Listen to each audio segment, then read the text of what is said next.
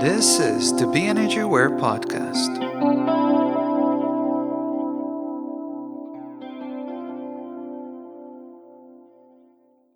Welcome back to the BEnergyAware Podcast, brought to you by Get Empowered Audiobook and Patreon. Buy the Get Empowered audiobook, which was created to help you overcome daily challenges, and also join the community on Patreon. You can find a link to both in the description of this episode. My guest today is Dr. Tracy Cooper. If you've been a part of the HSP community for a while, and especially if you've been reading books about the highly sensitive trait, then there is a good chance that you're already familiar with Dr. Cooper's work. This conversation is full of valuable insight and knowledge that could prove to be useful for all of us, regardless of where we are in our personal development as highly sensitive people.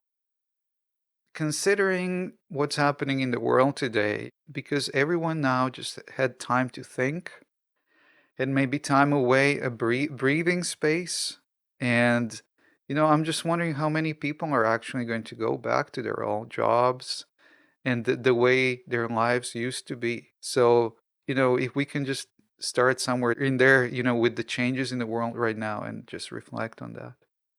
There certainly seem to be a lot of shifts in mindsets and perspectives and how we view the world and how we view life and maybe the possibilities that people now have available that they didn't have before or were not aware of. So the pandemic has forced a lot of people to work from home or to be unemployed, reevaluate what they were doing in the first place, or to decide, do they want to go back to an office environment? This is one of the biggest complaints that we saw with highly sensitive people was the open office environment where there was this constant noise and interruptions and distractions. People really hated those environments. We know from the advantage sensitivity theory, differential susceptibility theory, that highly sensitive people do far worse than average in negative environments. So when we're in an environment like that that's overstimulating and that we feel very negative in, it's going to affect our performance, it's going to affect our worldview, it's going to affect how we feel physically, and we're not going to perform at our best, and it's certainly not going to be sustainable. And not surprisingly, highly sensitive people many times can move from job to job trying to find something that works. So in another sense, this is an opportunity, isn't it, to consider what would it be like to work from home? What would it be like to be self-employed? What would it be like to shift paradigm into something maybe that suits the 21st century better than what we were doing previously? With the pandemic, also, we saw very graphically that people were in need. People quickly, particularly who became unemployed or who had interruptions in paychecks, rapidly saw declines in their lifestyles. And it was easier for less sensitive people to feel some empathy for their neighbors, for their coworkers, for their friends and family, and to see that, there are times when the system fails and it's not the person's responsibility or their fault that something happened, but now they need the support of their community. And I think that concept of community has been something that's been lacking for quite a while. So perhaps now it's a matter of rethinking community and do we belong as part of a community and how can we help each other? Because we're a deeply individualistic society in the US, each person to his own. And that's a great thing in its own way because it can breed great creativity and great advances and great innovation. But it also breeds loneliness and it can breed depression and it can breed a lot of social ills that we see in our country that don't exist in more communal countries. So there's this idea that, maybe we can lean on each other a little bit more and that we should be doing that. So I think it's easier for less sensitive people to see how empathy comes into play and how it can be expressed in the world. It's always obvious to us as sensitive people that these changes needed to happen, but now it's perhaps a bit more obvious to other people as well. Yeah, but being in a position, in a leadership position as you are now, and helping a lot of younger people, what do you see like in terms of highly sensitive people and changing careers? I mean, maybe not in the last year, but probably in the last year as well, as everything keeps changing so fast. What are your experiences, supporting younger generations and so on? I'm really curious. That's a great question because I teach a curriculum and instruction class and a education doctorate program at Baker University. And one of the things that we examine early on in that course is the idea of generational theory. So we talk about not only the millennial generation, we talk about Gen Z and the fact that the way we approach learning has to change from generation to generation. As each population the students go through, we have to shift the way we're approaching learning and thinking. And it's the same with highly sensitive people from younger generations. We think differently, we perceive differently, we have different aspirations and different directions that we wish to go in. So when it comes to highly sensitive people, it's always a matter of increasing self-awareness. Do you understand the trait? Do you understand how it's expressed in your life? Do you have a context for it and a perspective?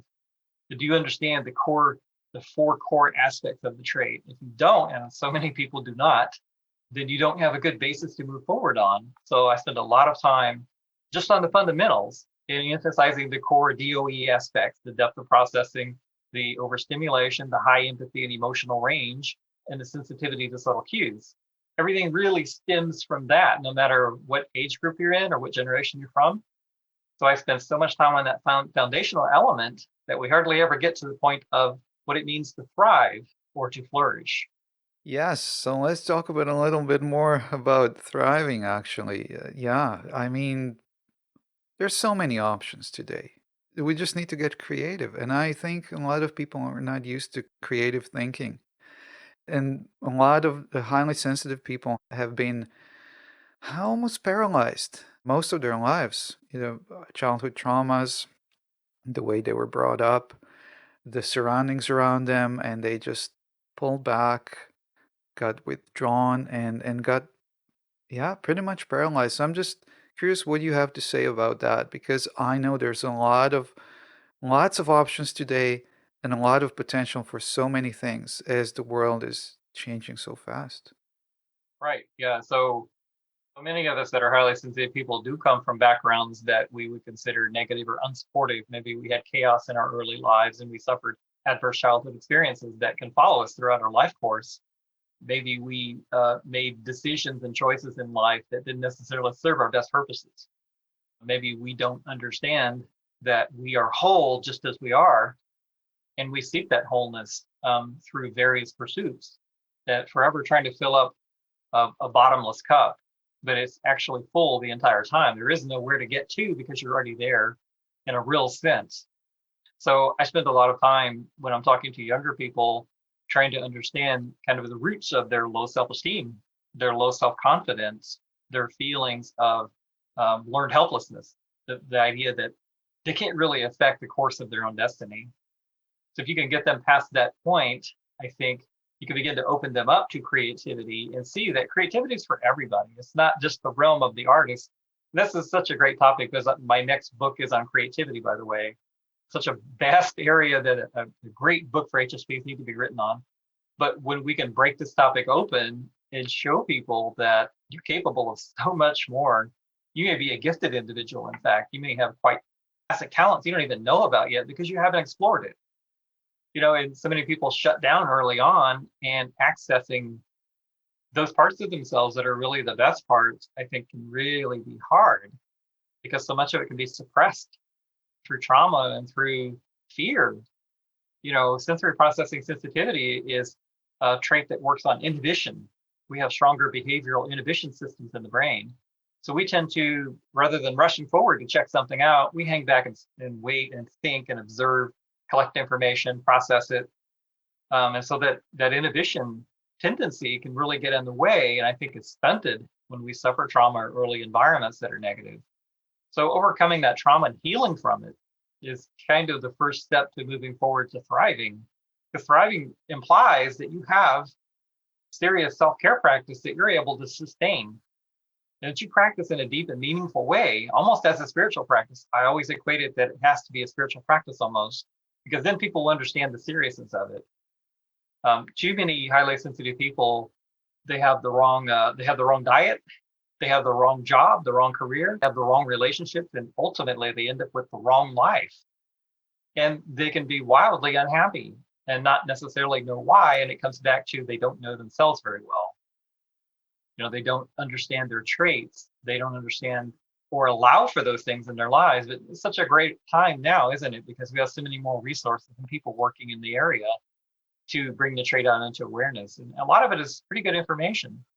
So it's easier now, I think, in some ways, to be a highly sensitive person than it's been in the past, just because education is so much more readily available on the trait. And now also economically, many more opportunities for us to ways to express our giftedness in the world in ways that really work for us. Work for us, that's the key. Because we can get lost in all these things, but self-care for me is the number one most important thing. If I don't, nothing that I've ever learned is going to ever make any difference. I'm not going to be able to make anything happen in my life if I don't apply daily, consistent self-care. So let's talk about a little bit more about self-care, please, because a lot of people, I don't think they still know highly sensitive and not highly sensitive, still don't quite understand what that is and what that means and how much dedication it requires, especially from highly sensitive people. Yeah, self-care as a practice. When we think of self-care too often, we think of maybe going to the spa or going for a retreat or going for a holiday weekend or something like that. And that kind of diminishes it, doesn't it?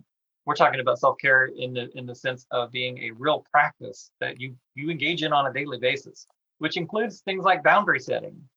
So many highly sensitive people do not have and maintain effective boundaries. And so that process alone is a tremendous process that HSPs have to go through and have to become skilled at. Otherwise, they get run over by people in their lives, their personal lives, their professional lives. They just get run over because they don't have boundaries. They don't know how to say no, and really mean it and be able to back that up. They don't know how to adjust their boundaries throughout the life course. And that's a real problem for them because we have a lower threshold for overexcitation. That's how the trait works. So we need to know where those boundaries are when we're approaching them so we can find a way to de-escalate. We can find a way to withdraw or to manage ourselves so that we can sustain our well-being over time. So self-care incorporates not only the obvious things like right diet that works for us, but also right exercise, right sleep. If you don't get good sleep, you have nothing else. Sleep is really the cornerstone of self-care. And so many people don't understand it. They take it for granted that 6 or 7 hours is enough. And the highly sensitive body is by nature absorbing more input and stimulation during the day than in less sensitive people. So it requires more rest. It's not uncommon for highly sensitive people to need 8.5, 9 hours of sleep a night, but they also will feel guilty about that because other people are living lives that are sleep deprived chronically. It's an epidemic in our society of sleep deprivation.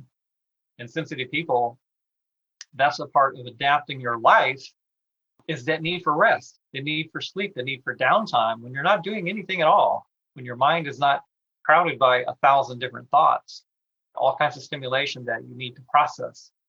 So self-care is a way of bringing it all into focus and perspective so that we can sustain ourselves over the long haul, but very difficult to do because so many people will feel a sense of guilt for taking time for themselves. And they need to get beyond that because it really is the cornerstone of everything else that we can accomplish. Again, I would go back to sensory processing sensitivity. One thing for me, I'm curious what you're going to say about this, because one thing is to learn about it from books, which is great, and I highly recommend it. And then the other thing is just to recognize it on yourself and where you come into that, how does that relate to you, and how you can actually use this awareness to be the best you can be in the world and move forward. Yeah, it's a difficult task, isn't it? I mean, we exist within our own selves, and we don't necessarily have a lot to compare to until we reach school age. And then we may realize that we're somewhat different. Maybe we don't like to be part of the groups as much as other people. I mean, 70% of us are more introverted, 30% of us are more extroverted, and 30% of our population is higher in sensation seeking, which is a different trait that intersects. But not knowing ourselves and not understanding what it means to be deep-minded, what it means to process more thoroughly stimulation, what it means to spend more time in reflection. We may know those things innately simply because we live those on a daily basis.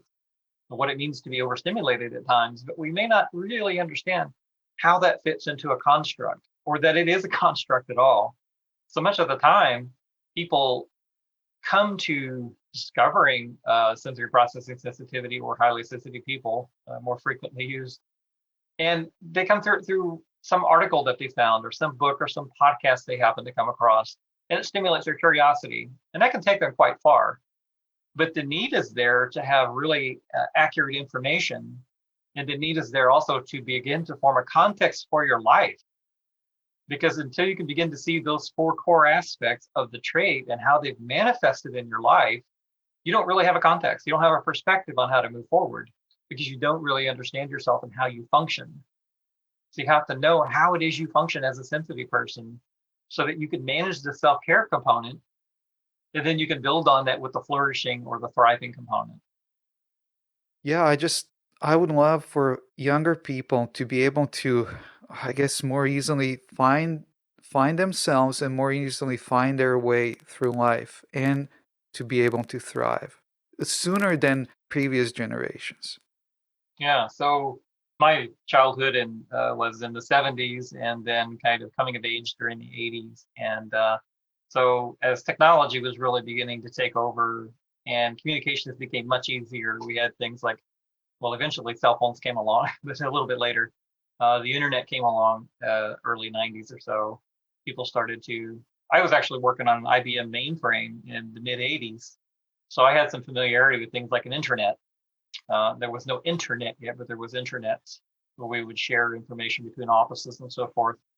But yeah, young people today are growing up in quite a different way. And I had four children of my own, two boys and two girls.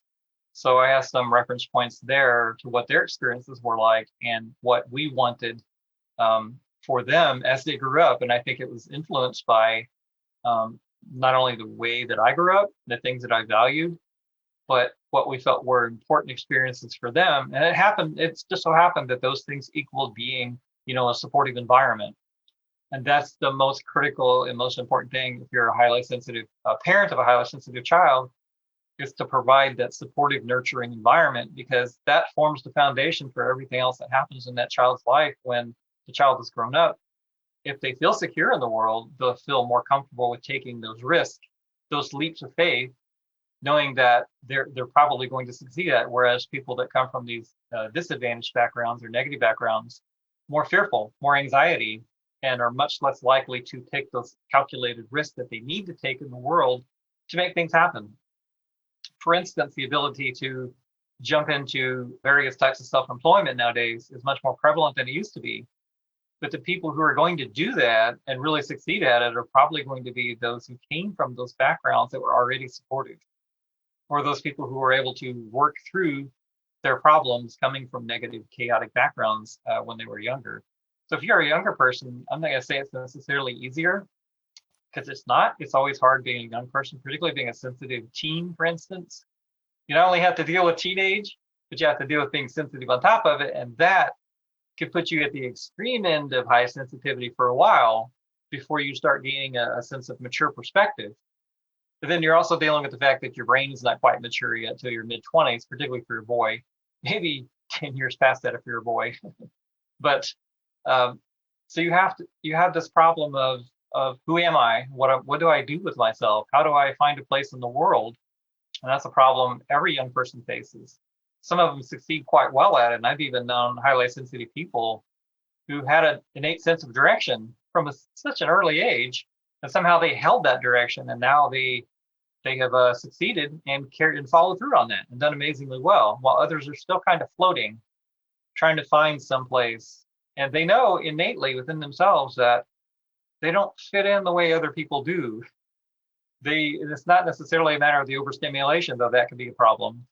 It's a matter of the entire culture of a company or an institution or an environment they choose to be a part of, or that they find themselves a part of, maybe not through any choices of their own. But that's also maybe the great thing about life in America and life in the 21st century is now we have really opened up the possibilities. So if you are a young person, you should know not only is technology changing the way we live and the way we do business and the type of careers that you can have, but that there are many more opportunities in America to jump out on your own and do something. So you can build the life that you need, and that's what it comes down to, is the life that you need. And eventually, maybe that will be the life you want. But you have to jump ship on culture. You have to not worry about what culture says you should be like, what you should believe, what you should do, what you should think. Because culture is an arbitrary set of beliefs that have been arrived at by people over time, but they don't necessarily apply to you, and they won't necessarily work well for you because they're neat little boxes that they want you to fit into. And if you're a highly sensitive person, you more than likely are fairly nonconformist. You probably have a need to go your own direction. And if you happen to be higher in sensation seeking also, you definitely have a need to go your own direction. That's going to be inevitable. And that's going to exacerbate the entire scenario, because you're going to be really confused about how to get somewhere in life to a place or to a point. And again, it goes back to the fact that there is no point to get to, rather it's about the journey itself. Are you generating opportunities for yourself as a matter of how you've invested in yourself that are interesting to you, that are fulfilling, that bring you those moments of happiness, that bring you future opportunities? So if you're a young person, you really do need to invest in yourself in many different ways. The self-care aspect, you need to think of career, but you need to think of career as in terms of what will work for me, not just what can I make a lot of money at. And that's happening more and more with younger generations. They're seeing the opportunities that exist, and they're doing things like starting podcasts on their own. And, they are the digital natives, and they're really seeing ways to take advantage of it that are amazing. And that's changing society and changing our culture at the same time. So if you're a young person that's a sensitive person, it may be difficult when you're growing up or when you're a teen, but it gets better. It gets better. And the older you get, the more of a sense of perspective you get. And the more you realize that so many of the things you ever felt anxiety and worry about really don't matter at all. What really matters is what you're able to do with yourself, what you're able to do with your talents and your abilities, your interests. In the long run, those are the things that matter the most. But everything you've ever felt anxiety about, you'll forget at some point as you get older, and it won't even matter. You won't even remember those things in 10, 20 years.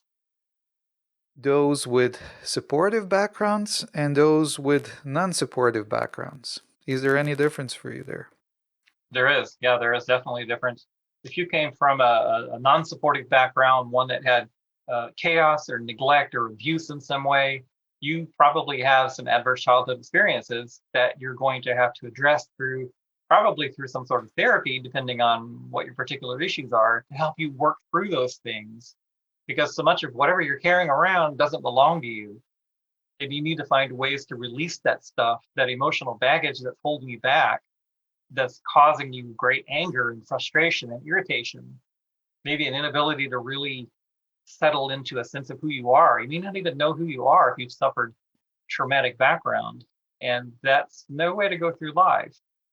So my advice really is, if you come from a really unsupported or chaotic, conflict-ridden background, and too many of us do, or if you were not accepted for being a sensitive person, people can help you with that. But always try to find somebody that is HSP knowledgeable. And Dr. Aaron's website has people who have been through sort of the certification process, that they're knowledgeable, and they've taken a short course to give some indication that they understand the trait, they understand the science behind it, and they'll probably be able to work with you better. If you come from a supportive background, kind of just the opposite. You probably already have a firm foundation that feels secure to you. And so your challenge is really going to be, how do I flourish? How do I make those leaps of faith? And I feel comfortable making the leap of faith, but how do I then capitalize on that? So a different set of circumstances altogether. One is kind of a fear of moving forward, or obstacles being in the way because of emotional things that have happened in the past. The other is those obstacles don't exist. So how do I express my sensitivity in the world in a way that makes sense to me, in a way that's fulfilling and gratifying for me? And how do I manage my sensitivities at the same time? Because that's still a component, even for people from great backgrounds, is you're still going to have overwhelm, and you're still going to have to manage the sleep component and the rest and all of the things that we need to be sustainable. But definitely, if you're from an unsupportive background, it's a bit more difficult path, but you can heal. You can heal from trauma. You can effectively sort of reprogram your brain, reprogram the way you think, but it takes time and it takes a lot of care. It takes a certain amount of self-love and self-compassion, even self-parenting, so that you can become the person that you're capable of becoming. So thriving and growing as highly sensitive people, that asks a lot of us. I mean, it's quite a task. It's quite a task, but we're also, as highly sensitive people, usually quite uh, healthily endowed with developmental potential. We're usually high in developmental potential. We're people with deep minds and good hearts, as Elaine Aron says. And you can do quite a bit with that in the world. So how do you thrive and how do you flourish in the world? I think one of the ways is, the flow experience. Seek out flow experiences. Positive psychologist Mihai Csikszentmihalyi, he talked about the flow experience a lot. So we need to frequently have those experiences where we lose ourselves, but where we also grow from the process from each one of those experiences. And the flow experience can be had really doing almost anything. Anything can be a flow experience where you can lose yourself in. It doesn't have to be, creating a very artistic production. It could be any activity. You can have a flow experience washing the dishes. It's about being in the present moment. It's about being mindful. It's about letting all the anxiety fall away while you're focused on the task at hand and you're bringing your capabilities to bear. And it's a challenging task, but it's not overly challenging. But it's also not a mundane routine task. So it's a channel kind of between boredom and anxiety that is the flow channel. So staying in that flow channel and looking for those flow experiences, things that scare you a little bit, that cause you to push yourself a little bit, but which you can achieve if you try and you push yourself and you have to stretch to grow. That's a big part of it for highly sensitive people, because we have that. We may not all be gifted, but we all have pretty good developmental potential. I think you'd be hard pressed to find a sensitive person that doesn't have that potential, because they do have that deep mind. They do have that reflective capacity. They are generally more open to new experiences. So they're absorbing more from the environment, internally and externally. So we're processing more than less sensitive people. That makes you a broader person with a broader range of experiences and possibilities. So kind of by nature, you're creative by nature. By description, the trait is creative. But what you do with that is always up to you. What's your opinion on meditation and have you found anything there that you like that is of benefit to you? Do you have a personal practice of yours, a meditation practice? I do actually, and I've tried many different things. And what really works for me is being in nature.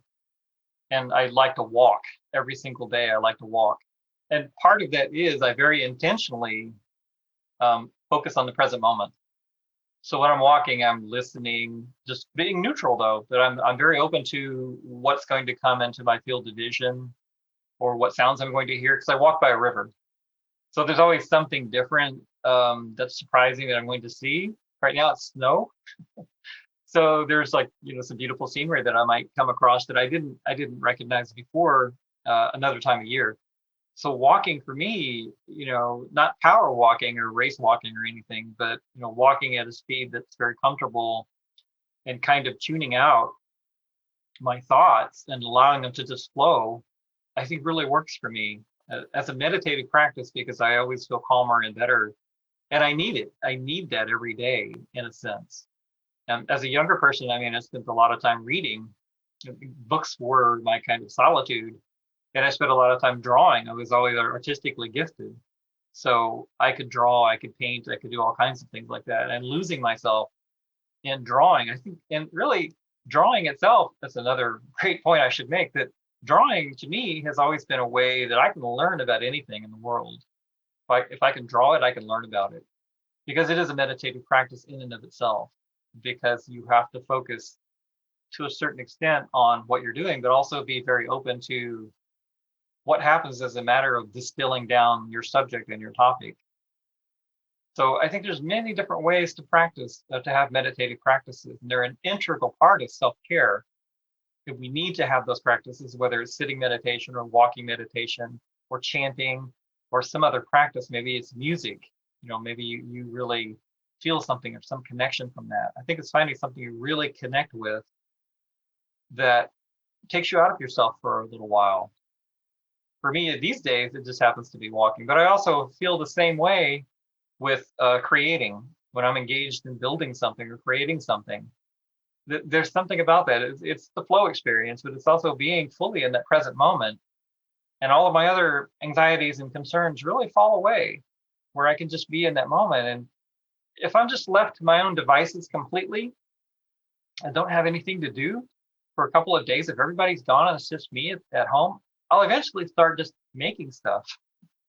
I'll eventually start creating. That's who I am at my core, is a creator. It's endemic to me. It's inherent to me. So it becomes a meditative practice because I can just absolutely be who I am. And it doesn't necessarily involve absolute quiet. It involves being who you are absolutely at your core. And finding that still point is really important, because then you know how you can retreat to that when you need to. Any last thoughts or messages or advice for highly sensitive people out there right now? I would say, yeah, my advice would be, don't feel limited because you're a highly sensitive person. I think there's a tendency to identify too closely with a label of being highly sensitive. And I think it's fine and very desirable to learn about yourself. And if you are a highly sensitive person, if you identify in that way, to learn everything you can about it, because it is super important that you have a high degree of self-awareness and you understand when you're feeling overstimulated and what to do about it, but that you don't feel limited by it at the same time. And too many HSPs, I think, feel limited by it, and they tend to want to just protect themselves rather than understand that they can do so much more with it. So not seeing it as something that limits you, because it's not something that limits you. All traits are survival adaptations in the species. There is an advantage for our species to have a percentage who are higher in sensitivity, and a percentage who are lower in sensitivity, and then a percentage who are very low in sensitivity, because they all fit particular circumstances. They all work in certain ways, and being highly sensitive works in a particular set of circumstances. It doesn't work in all circumstances. Sometimes it doesn't work at all, and it's a pain. There's no doubt about the challenge involved in it, but it also serves a particular function within our species, because we have the high empathy, we have that emotional range, and we can reflect and come up with ideas and concepts and directions that we might go in. And those things are critical to move forward. I mean, we're the creators, we're the innovators, we're the healers and the teachers. So we can do so many things, that we shouldn't feel limited by the fact that we're highly sensitive. And we should not think of it as a disorder of any sort or pathology, because it's absolutely not. It's not something you can be diagnosed with. It's a natural, normally occurring neutral personality trait or disposition. A big thank you to Dr. Cooper for sharing his knowledge and his wisdom. Feel free to let me know what you think. Get in touch with me through Instagram at BEnergyAware or through my website, BEnergyAware.com. And if you feel inspired, please leave a review on Apple Podcasts. And of course, please subscribe and share this podcast with your friends. I'm Brian, your host, and I'll talk to you again next Friday.